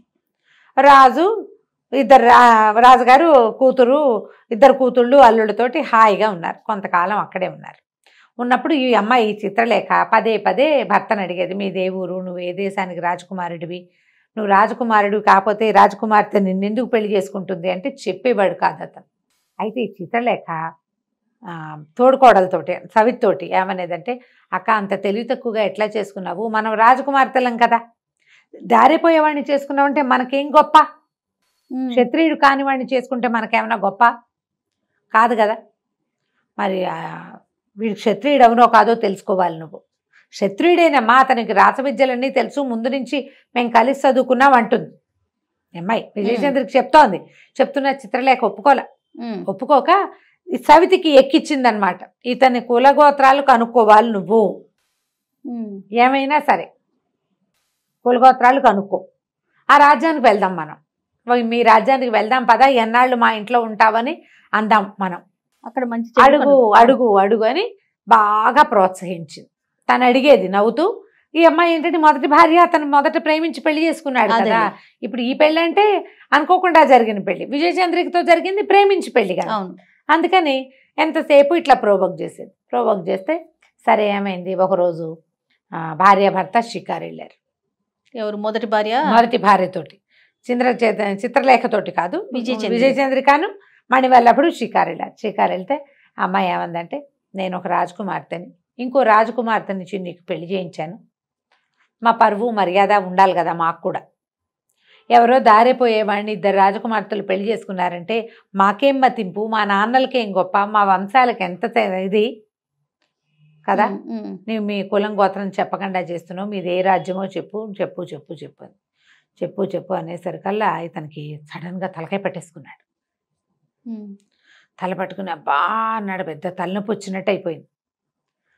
తలనొప్పి తగ్గాక అతను చెప్పాడు, నేను గనక నీకు చెప్పానా ఇది ఒక రహస్యం, మీకు దూరం అయిపోతాను, మళ్ళీ ఇక నేను మీతో ఉండను అంటే, ఇంకా స్త్రీ సహజమైన ఒక రహస్యం తెలుసుకోవాలనే ఒక ఆసక్తి మొదలైతే ఆడవాళ్ళు ఒట్లు పెట్టేస్తారు, ప్రమాణాలు పెట్టేస్తారు, ఆగలేకపోతారు. ఆ స్త్రీ సహజమైన గుణంతో ఆ చిత్రలేఖ ఏం చేసింది, తను తెలుసుకోలేక అక్కకి ఎక్కించింది. ప్రేమ లేదు వీడికి, మరి ఇది లేదు, వాడి కులం మంచిది అయి ఉండదు అందుకే చెప్పట్లేదు, ఇలాగా ఉన్నాయి, ఎప్పుడైనా ఉంది, కులగోత్రాల గోళ ఎప్పుడూ ఉంటుంది. అమ్మాయి క్షత్రియ క్షత్రియుడినే పెళ్లి చేసుకోవాలి, వాళ్ళు కులం తప్పేశామేమో అన్న అనుమానం లోపల, ఎవరైనా ప్రజల్లో చెప్పుకుంటారేమో అని సిగ్గు. ఇక అతను అన్నాడు, నేను కనుక నీకు చెప్పానా అంతే సంగతులు అన్నాడు. అంటే అయినా సరే నేను అది తెలుసుకోవాల్సిందే అంటే ఏదో రహస్యం అనమాట, మాకు ఇన్నాళ్ళు చెప్పకుండా దాచావన్నమాట, పైగా ఇవాళ దాన్ని పెళ్లి చేసుకున్నావు, నాతో ఎన్నేళ్ళ నుంచి కలిసి ఉన్నావు, నువ్వు 15-16 సంవత్సరాలుగా మన ఇద్దరం కలిసే ఉన్నావు, నువ్వు 12 ఏళ్ల పిల్లాడప్పటి నుంచి నువ్వు నాకు తెలుసు, అప్పటి నుంచి దాచిపెట్టావు, నీకు ప్రేమ లేదు, నీకు అది లేదు ఇది లేదని అనేసరికల్లా తను అన్నాడు, సరే పద బయటికి వెళ్దామని. బయటకు వచ్చేసో కాస్త పార్క్లోకి వెళ్ళారు కదా, అక్కడి నుంచి ఎలా నడిపించి ఎక్కడికో తీసుకెళ్ళారు. ఒక పెద్ద నీళ్ల మడుగు, అది ఆ మడుగు దగ్గర నిలబడ్డాక చెప్పాడు, నువ్వు శ్రద్ధగా విను, భయపడద్దు, తర్వాత ఏం జరిగినా నాకు సంబంధం లేదు, నీకు చెప్పేస్తున్నా ఇప్పుడే అని చెప్పాడు. సరే చెప్పంటే, నా పేరు శంఖచూడు, నేను ఒక నాగరాజ కుమారుణ్ణి, మేము చాలామంది కలిసి భూలోకానికి విహారానికి వచ్చేవాళ్ళం, పాతాళం మా ప్రాంతం. ఈ శంఖచూడు అతని ఫ్రెండ్స్ పైకి వచ్చేవాళ్ళు అనమాట. భూలోకానికి విహారానికి వస్తున్నప్పుడు ఒక ఆయన తలకిట్లా జుట్టు పూర్తిగా జటలు కట్టి సన్నగా బక్కగా వెదురు పుల్లలాగా నిలబడి ఒంటికాలు మీద నిలబడి తపస్సు చేసుకుంటున్నాడు. తపస్సు చేసుకుంటుంటే ఏమిటి ఈయన ఏం చేస్తున్నాడు, ఈ జుట్టు ఏమిటి ఇట్లా ఉంది, మనిషి ఏమిటి ఇట్లా ఉన్నాడని మాట్లాడుకున్నాం మేమంతా. మా స్నేహితులు అన్నారు తపస్సు చేస్తున్నాడు ఈయన ఎవరో ముని అంటే, ముని అయితే ఏం చేస్తాడో చూద్దామని నేను అతన్ని చుట్టుకున్నాను. చుట్టుకుంటే వీళ్ళు అందరూ హాహాకారాలు చేశారు, వద్దు వద్దు శపిస్తాడంటే వీడి వల్ల ఏమవుతుంది అనుకున్నాను నేను. నేను ఈ చుట్టుకుపోవటం వల్ల ఒంటికాల మీద నిలబడ్డా ఆయన పడిపోయాడు నాతో సహా. ఎప్పుడైతే ఆయన కళ్ళు తెచ్చాడో ఆయన కళ్ళ నుంచి వచ్చిన మంటలకి నా స్నేహితులంతా భయపడి పారిపోయారు. ఆయన చుట్టుకుపోయి ఉండటం వల్ల నేను తప్పించుకోలేకపోయాను. ఆయన నీకు ఇంత పొగరా శంఖచూడా, నువ్వు ఇలాగే మట్టిలో కలిసిపో అని అని శపించాడు. నేను బతిమలాడాను. నేను ఏనాడు తపస్సు చేసే వాళ్ళని చూడలేదు, మొదటిసారి భూలోకానికి వచ్చాను, అందువల్ల నా వల్ల ఈ తప్పు జరిగింది, నన్ను క్షమించని చాలా బతిమలాడాను. మట్టిలో కలిసిపో, చచ్చిపోమని శపించాడు. మట్టిలో కలిసిపోవడం చచ్చిపోవడం. అయితే ఒక పని అప్పుడు ఆయన చాలా బతిమలాడాక నా తండ్రి అయిన వాసుకి పట్ల దయతలిచి నన్ను వదిలిపెట్టాడు. నాకు శాప అవసానం చెప్పాడు, నువ్వు ఇలాగే చచ్చిపడి ఉంటావు, నిన్ను ఎవడైనా మానవుడు ముట్టుకుంటే నువ్వు మణిగా మారతావు. ఓహో. నిన్ను ఒక స్త్రీ ఆమె చేతిలోకి తీసుకోగానే నువ్వు బాలుడిగా మారతావు, వాళ్ళతో పాటు జీవించు. వివాహం అయిన తర్వాత నీ భార్య నీ గత జన్మని గుర్తు చేసి ప్రశ్నించే వరకు నువ్వు మానవ మాత్రుడుగానే ఉంటావు. ఎప్పుడైతే నీ గత జన్మ నీకు జ్ఞాపకం వస్తుందో అప్పుడు శాప విమోచనం, అప్పటి వరకు నువ్వు ఈ భూలోకంలో బతుకుతూ ఉండమన్నాడు. నేను అప్పుడే చచ్చి పడిపోయాను. నన్ను ఒక కట్టెలవాడి చేతిలోకి తీసుకున్నాడు, నేను మణిగా మారా. తీసుకెళ్లి అక్కడి నుంచి మధురానగర రాజుగారి అంతఃపురంలో ఆ రాణిగారు నన్ను పట్టుకుంది, నేను బాలుడిగా మారాను. వాళ్లే నాకు మణిగా భూషణుడిగా పేరు పెట్టారు. మొత్తం చెప్పాడు. నేను అక్కడి నుంచి 12 సంవత్సరాల వయసు వచ్చాక వాళ్ళని విడిచిపెట్టి వచ్చాను. మధురానగరపురంలో రాజకుమారుడిగా పెరిగాను నేను. ఇప్పుడు నన్ను అడిగావు కాబట్టి ఇక నాకు శాప విమోచనం అయిపోయింది, ఇక నేను మీతో కలిసి జీవించను. నాకు గుర్తొచ్చినా, నాకు గుర్తు రాగానే నాకు శాప విమోచనం అయిపోయినట్లే. జ్ఞాపకం వచ్చినా మీ ఇద్దరిని వదలలేక నేను చెప్పలేదు, నువ్వు బలవంత పెట్టావు నన్ను చెప్పేదాకా. చెప్పా కాబట్టి ఇక నేను ఇక్కడ ఉండనని పెద్దది 4 మూరల పొడుగున నల్లటి వికృతాకారం కలిగిన పాముగా మారిపోయాడు అతను. ఈ అమ్మాయి చూస్తుండగానే మహాభయంకరంగా ఉంది. అది జర పాకుతూ ఆ మడుగులోకి ప్రవేశించి వెళ్ళిపోయాడు. ఓహో. కళ్ళు తిరిగి పడిపోయింది విజయచంద్రిక. మెలకు వచ్చి చూస్తే ఏముంది, మడుగు మోత గట్టు మీద తను ఒక్కతే ఉంది. లబోదిబోమని ఏడ్చింది, చేయగలిగేది ఏం లేదు. అక్కడి నుంచి ఇంటికి వెళ్ళింది ఏడుస్తూ. వెళ్ళేసరికి అలా చిత్రలేఖ ఆశ్చర్యపోయింది. ఏం జరిగింది అంటే, నీ వల్లే మనకి ప్రాప్తి వచ్చింది, నా అంతటి నేను 2-3 సార్లు అడిగి ఊరుకున్నాను అతని మీద వ్యామోహంతో. నీకు భర్త వ్యామోహం కంటే ఈ కులం వ్యామోహం ఎక్కువ, నన్ను ఎక్కించేసుకోవాలని నాకు ఎక్కిచ్చేసావు, అడిగి భర్తని పోగొట్టుకున్నావని లబలబలాడుతూ ఏడుస్తూ అక్కా చెల్లి తెగ శోకాలు పెట్టారు. మణివల్లభుడు వెళ్ళిపోయాడు. నా పేరు శంఖచూడు, నేను సర్పాన్ని, నేను అది ఇది డామ్డీమ్ అన్నట్టు చెప్పేశాడు కథంతా. ఎప్పుడైతే తన శాప విమోచనం అయిపోయిందో ఇంకా నేను మీతో మానవులతోటి కాపురం చెయ్యను అని వెళ్ళిపోయాడు. ఈ అమ్మాయి విజయచంద్రిక ఏడుస్తూ రాజ్యంలోకి వచ్చేసింది, ఊళ్ళో అంతఃపురంలోకి వచ్చింది. తెగ తిట్టింది ఆ చిత్రలేఖని, నీ వల్లే ఇలా నేను అడగాల్సి వచ్చింది, అనవసరమైన ఎంతూసియాజం రేకెత్తించావు నాకు, ప్రశ్నించి చివరికి అతను శాప విమోచనం అయిపోయిందని వెళ్ళిపోయాడు, భర్త లేకుండా ఉండిపోయాం ఇప్పుడు మనం, పోనీ పెళ్ళిళ్ళన్నా కాకుండా ఉంటే మళ్ళీ వివాహాలైనా ఏవి, ఇప్పుడు మనం ఏం చేస్తాము అని బాగా ఏడ్చింది. ఇద్దరు కలిసి శోకాలు పెట్టారు. ఏం చేస్తారు, వెళ్ళిపోయిన వాడిని తెచ్చుకోలేరుగా. అక్కడి నుంచి నేను మా ఇంటికి వెళ్ళిపోతానంటే చిత్రలేఖ బతిమలాడిన అక్క నన్ను క్షమించు, నా వల్లే ఇంత పని జరిగింది, చూద్దాం ఏదైనా ఒక ప్రయత్నం చేద్దాము, నువ్వు మాతోటే ఉండిపో, రాజ్యానికి రాజు ఎవరు, మన ప్రాణనాథుడు, ఆయన భార్యగా నువ్వే ఆ సింహాసనం మీద కూర్చుని, నువ్వు మొదటి భార్యవు కాబట్టి మేము దానికి ఒప్పుకునే కదా నన్ను ఇచ్చి పెళ్లి చేశాడు మా నాన్న రెండో భార్యగానే, కాబట్టి రాజ్యం నీది. అయితే విజయచంద్రికనే రాజుని చేశారు. ఆ అమ్మాయే రాజ్యం చూసుకోవాలి. అయితే అమ్మాయి ఏమందంటే, నాకు ఒక ఐడియా ఉంది, ఐడియా ప్రకారం చేస్తాను. సరే, అప్పుడు ఈవిడ చాటింపు వేసింది, ఎవరైనా ఏదైనా ఒక విచిత్రాన్ని, అద్భుతమైన సంఘటనని చూసినా తెలుసుకున్నా అది మాకు తెలియజేయండి, నేనెన్నడూ చూడని అద్భుతాన్ని తెలియజేసిన వాడికి మోయగలిగినంత బంగారం ఇస్తానని ప్రకటన చేసింది. తెలివిగా చేసింది. అప్పుడు చిత్రలేఖ ఎందుకక్క వీటి వల్ల ఏం ప్రయోజనం అంటే, అట్లా కాదు, ఏదైనా మనకి ఇప్పుడు ఈ అద్భుతాన్ని చూసామా మనం, చచ్చిన పాము మణవటం ఏమిటి, మణి పిల్లాడవటం ఏమిటి, వాడు మనకి మొగుడవటం ఏమిటి, అది సంవత్సరాలు అతనితో కలిసి ఉన్నాను నేను, నువ్వంటే ఇప్పుడు ప్రేమించావు, వివాహం చేసుకున్నావు, నన్ను ప్రేమించావు, నా మొగుడిని నువ్వు పెళ్లి చేసుకున్నావు. నేను చదువు మొదలుపెట్టిన దగ్గర నుంచి నాతో పాటు ఉన్నాడు. నాకు తెలియలా. ఒక్క వాక్యం బయటకు వచ్చేసరికి మాయమైపోయాడు. అద్భుతాలు ఇవన్నీ. అలాగే ఏదైనా ఒక అద్భుతం అందితే చూద్దాం. ఒక ఏడాది పాటు ప్రయత్నం చేస్తాను ఇతని కోసం. దొరకలేదా ప్రాణత్యాగం చేసుకుంటా. తర్వాత నీ తండ్రి, నీ రాజ్యం, నువ్వు మీ బాధ మీరు పడండి అని చాటింపేసింది. ఎవ్వరూ రాల. ఊళ్ళో వాళ్ళంతా మాట్లాడుకునేవారు. ఏదైనా అద్భుతం అనగానే పక్కవాడు నాకు కూడా తెలుసు అనేవాడు. ఇద్దరికి ముగ్గురికి తెలిసిన అద్భుతాలు అవ్వవు. ఎవ్వడికి తెలియంది కదా అద్భుతం అంటే. అవును. అయితే ఆ ఊళ్ళో ఓ బ్రాహ్మడు ఉన్నాడు, కొంచెం పేదవాడు. ఆయన యాయవారం చేసుకునేవాడు. 5-6 పిల్లలు ఉన్నారు. వాళ్ళ ఆవిడ అంది, రోజు మంచి రోజులు చెప్తావు ప్రతి వాళ్ళకి, ఏం ప్రయోజనం నీ వల్ల? ఈ రాణిగారు ఏదో ప్రకటన చేసింది, ఒక అద్భుతాన్ని ఏదైనా చెప్పచ్చు కదా. ఎట చెప్తామే అద్భుతాన్ని, చూడకండా అన్నాడు. చూడైతే రోజు రొట్టెలు చేసిస్తా, పో రోడ్ల మీదకి వెతుకు, తేగలిగినంతతే నా పిల్లల్ని నేను ఎట్టాగొట్టా గడుపుకుంటా, వెతుకు, చూడు. ఇప్పుడు ఇళ్ల మధ్యలో వాకిళ్ళ మధ్యలో ఏమవుతాయి అద్భుతాలు? ఎక్కడికో నడిచిపోతే ఏదో అవుతుంది అని తోలింది. రొట్టెలు చేసి ఇచ్చింది. పొద్దున్నే చద్దనం తిన్నాడు ఇంట్లో. ఆ రొట్టెలు భుజాన్ని వేసుకుని బ్రాహ్మణ ఆయన వెళ్ళటం మొదలుపెట్టాడు. వెళ్ళగా వెళ్ళగా వెళ్ళగా వెళ్ళగా ఏదో ఆ కారడవిలాగా అడవి దాటాడు. ఎవరో 2 భార్య భర్త కనపడ్డారు, ముసలి వాళ్ళు. బాబు ఏదైనా తినటానికి ఇవ్వండి అని. సరే ఈయన ఏం చేశాడు, ఇంత దూరం వచ్చాము, ముందుకెళ్తే ఏదైనా ఇల్లు ఒక చిన్న ఊరు ఏదైనా తగిలితే ఎవరో ఒకళ్ళు అన్నం పెడతారు. ముసలి వాళ్ళు వీళ్ళు అంతవరకు నడవలేరని ఆ 2 రొట్టెలు చెరుకో రొట్టె ఇచ్చాడు. బాబు నీకు ఉంచుకోకుండా మాకు ఇస్తా అంటే, పర్వాలేదు, నేను ఒక కాలు సత్తు ఉన్నవాడిని, ముందుకు నడిచి వెళ్తా, ఎక్కడో చోట నాకు ఆశ్రయం దొరక్కపోదు, బ్రాహ్మణులకు అన్నం పెట్టే రోజు అది, అన్నం వండుకునేందుకు ఏదో దొరుకుతుంది, ఏదో బ్రాహ్మణులు ఇల్లే దొరికితే ఒక ముద్ద అన్నం పెడతారు వాళ్ళే అని చెప్పాడు. ఈ రొట్టెలు ఇచ్చేసిన తర్వాత ఇంకా నడవటం మొదలు పెట్టేసరికల్లా ఆయన అనుకున్నట్టు ఈ అడవి తొందరగా దాటలేకపోయాడు. పెద్ద అడవా? పెద్దదే. సరే ఏమైంది, ఇంకా ఎండగా ఉంది. అక్కడ ఏవో కనపడితే మంచినీళ్ళు తాగాడు. ఎండగా ఉంది కదా అని ఒక చెట్టు కింద పడుకున్నాడు. ఎండ తగ్గాక వెళ్దాంలే, నీళ్లు తాగాం, మనకేం ఆకపోతున్నా అన్నం తిన్నాడు కదా. చెట్టు కింద పడుకున్నాడు. చల్లగాలికి చాలా హాయిగా నిద్ర పట్టేసింది. ఆయన లేచేసరికి కను చీకటి పడిపోయింది.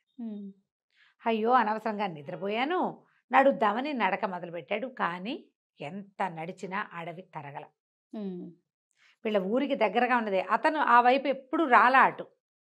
సరే ఏమనుకున్నాడు, చూస్తే ఒక పెద్ద వటవృక్షం, పెద్ద మర్రి చెట్టు. సరే దీని మీద పడుకుందాం, ఈ పూటకి చీకటి పడిపోయింది. రాత్రి అయ్యేసరికి ఇంకా కనువెలుగు కూడా ఉండదు అడవిలో. చెట్టు ఎక్కి పడుకున్నాడు. మంచినీళ్ళు తాగేశాడు. ఇంకో 2 కరకరలు ఏవో తెచ్చుకున్నాడు. ఆ 2 నవిలేసి, రొట్టెలు అయిపోయినాయి, 2 నవిలి కాసిన మంచినీళ్ళు తాగి ఆ పక్కన కొలంలోంచి చెట్టెక్కి పడుకున్నాడు. పడుకుంటే ఉన్నట్టుండి ఏదో సందడి వినపడింది. చూస్తే చెర చెర చెరమని శబ్దంతో 4-5 మహాసర్పాలు పాక్కుంటూ వచ్చాయి చెట్టు కిందకి. హడిలిపోయాడు. అది ఎట్లా ఉందంటే పౌర్ణమికి దగ్గర రోజు, అందుకని పాముల పొలకు కనపడుతుంది. అమ్మో అనుకున్నాడు, ఏం చేయాలో తెలియలే. కానీ ఇతను చూస్తూ ఉండగానే ఆ 4 సర్పాలు 4 దివ్యాభరణాలు ధరించిన మానవుల్లాగా అయిపోయారు. ఈ చెట్టు కిందంతా శుభ్రంగా ఊడ్చేశారు, నీళ్లు జల్లారు, ఎక్కడి నుంచి తెచ్చారో అవన్నీ, అక్కడి నుంచి ముగ్గులు వేశారు, ఏమిటో అలంకారం చేశారు. కళ్ళు ఇలా తలుచుకోగానే ఇవొచ్చేసినాయి ఆసనాలు, బోల్డన్ని ఆసనాలు ఏర్పరిచారు. ఒక సభకి సరిపడా ఏర్పాటైపోయింది కింద. ఈయన ప్రాణాలు అరిచేతిలో పెట్టుకుని ఆ చెట్టు కొమ్మని ఖర్చుకుని పడుకుని చూస్తున్నాడు. ఒక గంట గడిచేశారు కల్లా ఆ బుసలు విపరీతంగా 4 పాములు వస్తుంటేనే శబ్దం వినపడింది. ఇప్పుడు అట్లా కాదు, పెద్ద సముద్ర ఘోషలాగా ఉంది. బుస కొడుతున్న పాముల శబ్దాలు వినపడుతున్నాయి. చూస్తూ ఉండగానే కొన్ని వేల సర్పాలు వచ్చాయి అక్కడికి ఆ చెట్టు కిందకి. ఆ సర్పాల్లో అతిపెద్దది, ఇంత పెద్ద పడగ, చాలా పడగలు కలిసి ఉన్నట్టుగా ఉండి మణులతో ఉన్న ఒక సర్పం చకచక నాయక స్థానంలో ఉన్న సింహాసనం దగ్గరికి వచ్చింది. ఒకేసారిగా పెద్ద దివ్యాకృతిని దాల్చి మనిషిలాగా అయిపోయింది. అందరూ కూర్చొని, అంటే ఈయన నాయకుడు, వీళ్ళంతా నాగులు, అందరూ మనిషి రూపాల్లోకి వచ్చారు. తలా ఒక ఆసనంలో కూర్చున్నారు. ఏమిటో డిస్కషన్లు చేసుకున్నారు. ఏమిటి సంగతులు, సందర్భాలు అవన్నీ మాట్లాడుకున్నారు. ఎవరెవరు ఎక్కడికి వెళ్ళారు, ఏ లోకంలో ఉన్నారు, వాళ్ళు ఎందుకు రాలేదు, వీళ్ళు ఏం చేస్తున్నారు, ఇలాంటివి కనుక్కున్నారు. 3:30 అవగానే తెల్లవారుజామున వేగు చుక్క పొడిచే సమయానికి మొత్తం సర్పాలన్నీ వెళ్ళిపోయినాయి, కుర్చీలన్నీ మాయమైపోయినాయి, ఆకులు అలవలు మామూలుగా చెట్టు కింద ఎలా ఉండాలో అలా అయిపోయింది. ఈయన ప్రాణాలు అరచేతిలో పెట్టుకుని ఆ వేగు చుక్క బాగా పొడిచేదాకా ఉండి అక్కడి నుంచి నడక మొదలుపెట్టి రాజస్థానానికి వచ్చేసాడు. వచ్చి విజయచంద్రకి చెప్పాడు రాణికి మొత్తం ఇలా ఇలా నేను చూశాను అని. సరే ఈవిడ నన్ను తీసుకెళ్ళమంది. అమ్మ మీరు చూడలేరమ్మా, పామును చూస్తే హడిలిపోయాను మగవాడిని నేనేను, మీరు చూడలేరంటే అయినా సరే తన భర్త సర్పంగా మారిపోవటం చూసింది అమ్మాయి. అంతకంటే భయంకరమైంది ఉందా ఇంకోటి?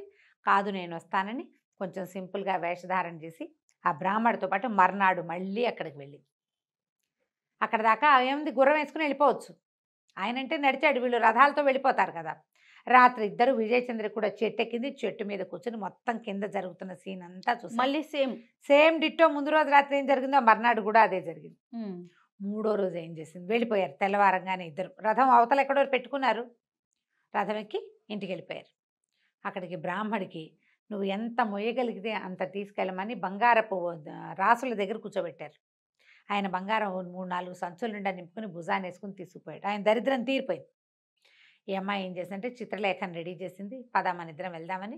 అక్కడి నుంచి కొంతమంది పని వాళ్ళని బోళ్ళని సామగ్రిని మోయించుకుని ఆ అడవిలో ఉన్న చెట్టు దగ్గరికి తీసుకెళ్ళి ఏ వటవృక్షం మీద అయితే తను కూర్చుని కింద సీన్ చూసిందో ఆ చెట్టు కిందంతా శుభ్రం చేయించింది పని వాళ్ళతోటి. ఆసనాలు వేయించింది, చక్కగా ముగ్గులు వేయించింది, రకరకాల అగరవత్తులు వెలిగింపించింది, పువ్వులతో అలంకారం చేయించింది. మీరంతా వెళ్ళిపోండి అని మొత్తం జనానంతా పంపించేసింది. చీకటి పడేసరికల్లా వీళ్ళిద్దరూ అక్కా చెల్లి చెట్టు ఎక్కి కూర్చున్నారు, సవతలు ఇద్దరు. అర్ధరాత్రి అయ్యింది, 11-11:30 అయ్యేసరికల్లా పాములు వచ్చేసినాయి. వచ్చి ఆ పెద్దగా నాయకమణిలాగా ఉన్నాయని ఆశ్చర్యంగా, ఇదేమిటి ఇది ఏర్పాట్లు మనవి కాదు, ఎవరు చేశారు, ఇక్కడ ఒక అపూర్వమైన వాసన వస్తుంది, ఇది మనకు తెలిసిన వాసన కాదు, మానవ నిర్మితం, ఇది ఎవరు చేశారు ఏమిటి అనగానే చెట్టు మించి దిగొచ్చారు వీళ్ళిద్దరు అక్క చెల్లెళ్ళు. పావులు లేవు, ఇప్పుడు అందరూ మానవ రూపాల్లో ఉన్నారు. నన్ను నమస్కారం చేశారు. ఆయన ఆశ్చర్యంగా అడిగాడమ్మా ఇవన్నీ మీరే చేశారా తల్లి అని అడిగాడు. నేనే చేయించాను అని అమ్మాయి కథ అంతా చెప్పింది. ఒక రాజకుమారుడు ఎక్కడి నుంచో పారిపోయి వచ్చాడు, మేమిద్దరం స్నేహంగా ఉన్నాం, పెళ్లి చేసుకున్నాం, వివాహం అయ్యాక పుట్టిళ్ళు చూపిస్తానని తీసుకొచ్చాడు, మధ్యదారిలో ఈ అమ్మాయిని వివాహం చేసుకున్నాడు, మేము కలిసే ఉన్నాం. మరి జీవిత రహస్యం అతను ఈమె ఇల్లు ఎవరు ఏమిటి అని నేను బాగా నిలదీసేసరికల్లా తాను ఒక సర్పాన్నని చెప్పాడు, సర్పంగా మారిపోయి వెళ్ళిపోయాడు.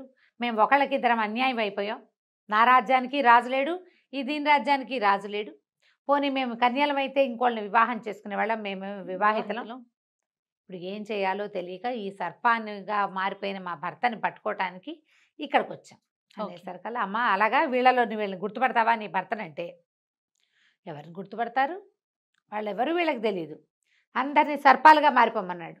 సర్పాలు చూస్తే అసలు గుర్తుపట్టలేరు. అమ్మాయి ఏం చెప్పిందంటే మాకు తెలీదు, నేను ఆ సర్ప రూపంలో ఒక్కసారే చూశాను, అతను వెళ్ళిపోయేటప్పుడు మానవ రూపంలో ఉన్నాడు, మీరంతా దివ్యులుగా కనపడుతున్నారు, అతను దివ్యుడుగా కనపడ్డు, మానవుడిలోనే ఉత్కృష్టమైన సౌందర్యం ఉన్నవాడుగా కనపడతాడు అంతే అని, అతని పేరు శంఖచూడు అంది. అనగానే ఆయన గుండు మండిపోయింది. శంఖచూడ ఎక్కడున్నావు అని గట్టిగట్టిగా కేకలు పెట్టాడు. నంగనాచిలాగా దాక్కున్నావా, ఇంత పని చేసి నువ్వు, వీళ్ళని చూసి దాక్కున్నాడు అతను. భార్యలను చూసి బయటకు వచ్చాడు.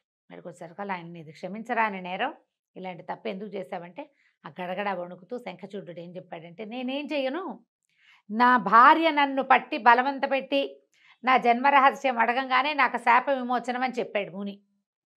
విమోచనం అయిపోయాక నేను ఎందుకు వీళ్ళతో ఉండాలి, నా రహస్యం అడగద్దుని బతిమలాడిన స్త్రీ చాపల్యంతో ఈ అమ్మాయి నా మాట వినలేదు.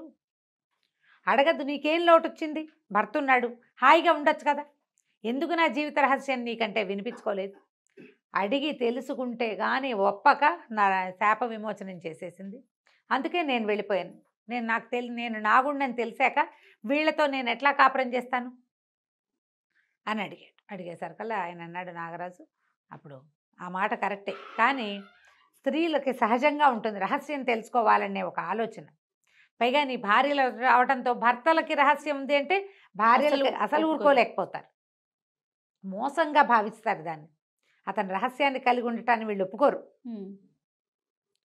నా రహస్యం, నా జీవితం ఇతని చేతిలో ఉంది కదా, ఇతని రహస్యం నాకెందుకు తెలియకూడదు అనిపిస్తుంది. ఇది మానవ సహజం. సరే ముని శాప విమోచనం అయినా కూడా నీకు అనుజ్ఞిస్తున్నా, నీ భార్యల మరణం వరకు నువ్వు వాళ్ళతోటే కలిసి జీవించు, సంతానాన్ని పొందు, వాళ్ళ రాజ్యాలకి ఉత్తరాధికారులు కూడా వస్తారు అని చెప్పి భార్యలతో ఉండిపోమని చెప్పాడు. ఓకే. తెల్లవారుతుండగా సర్పాలన్నీ యథాస్వరూపంలో వెళ్ళిపోయినాయి. అక్కడ రాజకుమారుడు ఈ అమ్మాయిలు ఇద్దరు మిగిలారు, మణివల్లభుడు భార్యలు ఇద్దరు మిగిలారు. వీళ్ళు క్షమాపణ చెప్పుకున్నాడు. నేను ఇంకా చేయలేని స్థితిలో వెళ్ళిపోయాను, మిమ్మల్ని వదిలిపెట్టి వెళ్ళటం నాకు ఇష్టం లేదు కానీ అని చెప్పి సారీ చెప్పుకున్నాడు. ముగ్గురు కలిసి తమ ఎక్కడో ఆపిన రథాన్ని ఎక్కి ఇంటికి వచ్చేసారు. కొద్ది రోజులు ఇక్కడ ఉండి ఆ తర్వాత మధురా నగరానికి వెళ్ళిపోయారు. ఆ మధురా నగరపు రాజకుమారుడు కదా ఇతను. వాళ్ళ అమ్మ నాన్నకి కనిపించడానికి వెళ్ళాడు. ఈ 3 రాజ్యాల్ని ఏకకాలంలో పరిపాలిస్తూ ఎన్నో సంవత్సరాలు భార్యలిద్దరితో, విజయచంద్రికతోటి, చిత్రలేఖతోటి సంతానాన్ని పొంది సుఖంగా ఉన్నాడు. కథకంచికి మనం ఇంటికి. చాలా బాగుంది రమ్మ గారు. చిన్న సిరీస్ అయినా కూడా చాలా బాగుంది. ఇంట్రెస్టింగ్ గా. నమస్తే. నమస్తే.